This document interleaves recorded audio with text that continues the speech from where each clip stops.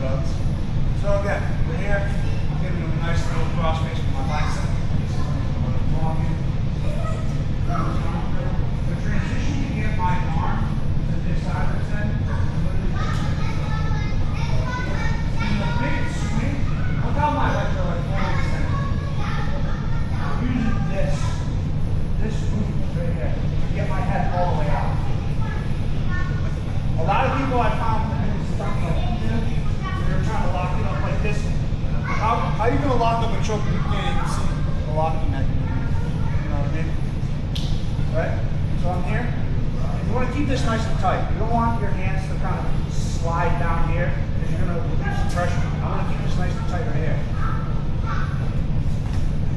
come up to my knees. Again, I'm here. My right hand is going to throw a punch. And as I do it, grab my tricep.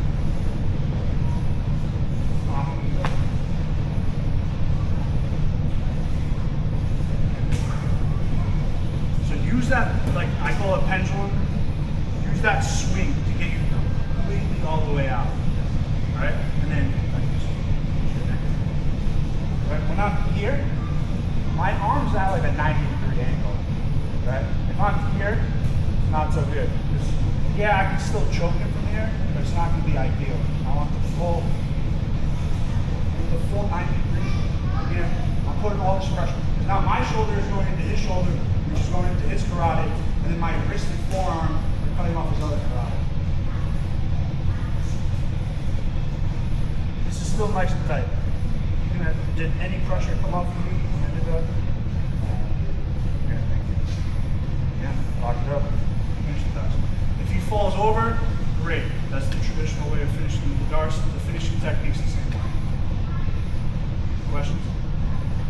Yeah, a lot of those finer details are some of the things that I was helping with. Yeah, I was hearing. That you probably saw some of the same stuff. I use this a lot when I get to at least like the whole bringing their head over, right? When you have side control, then you're on bottom, the person's strong because they have legs on one side, head on one side. So what we're doing by scooping the head, because we can't frame, right? You know, we put in a frame by your wrist, they just crush it, it hurts your elbow. So we scoop the head, we bridge strong, and bring it across. This way, our hips are active, our shoulders are active, our entire body's active, but we put their head essentially back on the same side, which gives them less power, less strength, less control. From here, you can even just shrimp, but we're working all the other stuff from the explosive scheme. So make sure you get here. Little details that I noticed AJ was doing that I don't do when I try it. It's using this to get this arm back out, and then even bringing your legs back out kind of helps him pendulum his legs and get his head out with one space. So now, still Dad's everyone's getting Dad's got his. right? And we don't want to grab here, because look, my arms are even. I'm going to be grabbing at the back of the neck, and you're going to stop yourself from being able to get up. So we want to have them to make our exchanges, and then when I pendulum out, my arms change length. Now my hand is closer to the ear. This one can reach over to that ear. Then I can shred if I need to close my shoulders, scissor up. Like just little mechanical movements will really, really make this strong and sharp and make you not lose the control that paper is coming. Either of you guys ever go 10 paper grip on this one, but they're like huge, like when it's like a big boy, Yeah, where's Frank? When I was doing it to Frank, I found like my hands were kind of slipping a little bit, and then when I initially did the ghost escape, I went to S-grip.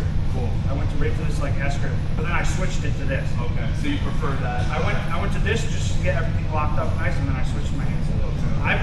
Myself, I prefer this.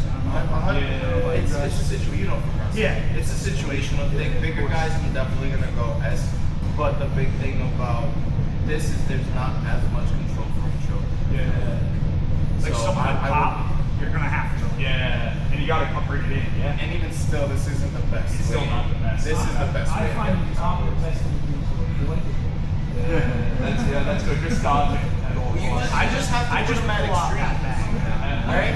But then he pulls out a bigger one. He's good at any spot from here where he can get a good push. But if you have him We're at gonna cut this out of the extremes, video. he's not going to be that strong. Like, he might be able to pull this back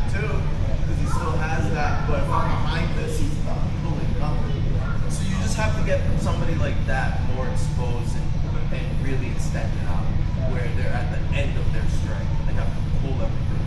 When does he end it? It's so freaking long. You have to ride. You like when he goes to shove you off and you have mount, you have to kind of let it go, and essentially his arms. But that puts you right into your swing for your arm bar. You just need to be agile. Stop. That might be the case. Then you gotta switch up your arm bars. Yeah. There's different styles of arm bars.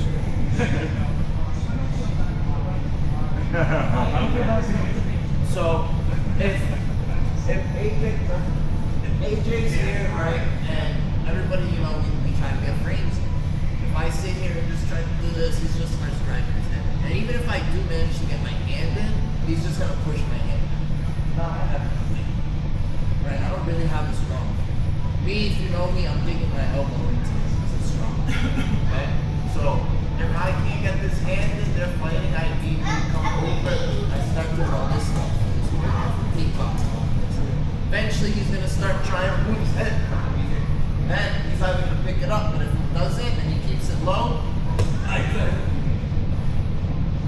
And I like to keep my arm extended all the way because it keeps it active, and I just keep it tight. So even if he tries to swim his head through the pocket, I can always come in and even have a strong frame now. Right? Then I can just swim in with my hands and all that stuff.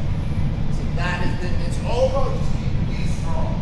Have you ever heard any like the other instructors say like get active hips? That's what active hips look like. Like hips are off the ground and they're engaged.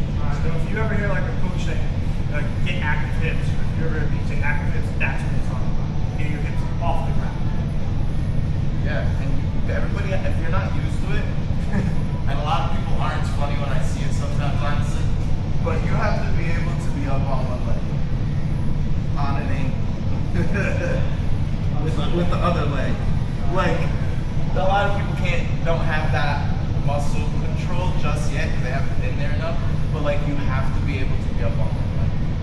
Keep your hips up and keep somebody else's weight up.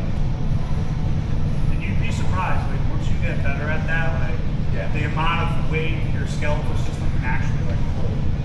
You're like, oh, I'm rolling with Deshaun and I'm not getting squished right now.